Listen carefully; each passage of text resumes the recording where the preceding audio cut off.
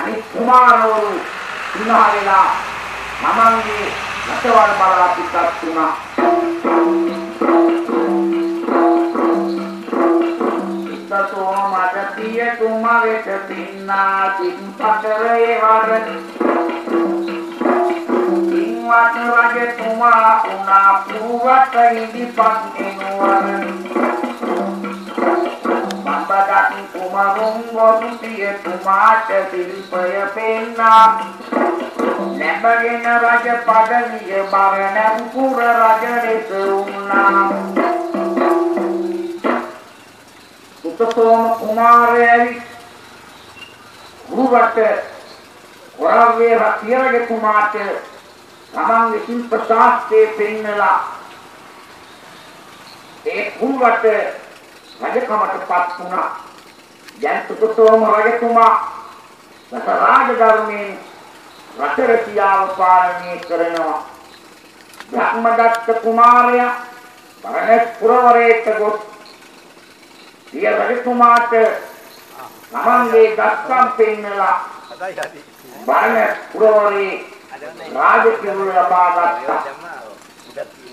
රජකමටපත් වුණ බබදත් රජතුමා මේ වගේ නොමග යනවා.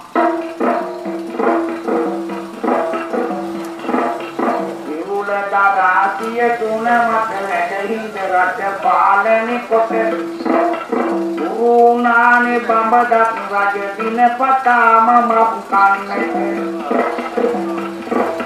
පුරකෝ දින මුළු රට තුර මක් නැති බව දන්න නිසා පෙර දවසේම සේවකයන් මංගෙන තබන වසකතා දාලබා එක් දිගුවනි හඳ මොහොතු වෙනවා අරගෙන මත් අරන් කැමියා මුළු කැන්ගේ ඉගෙන තබනවා.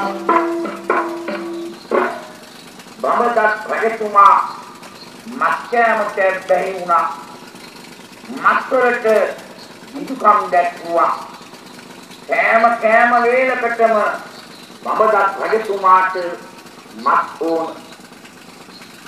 අරක්කන්‍ය දන්නවා ඒක පුරපසළොස්වක පොහොය දවසේ බරණැස් නුවර මත්විලට සතා තබනවා.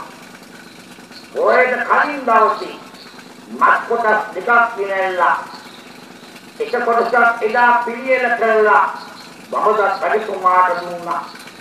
අනිත් කොටස පොහොය දවසේ ගැනීම සඳහා මුළු කැන්ගේ අනුව ලැබුවා. නමුත් පෞවේද පොහොය දිනේ උදා වුණා.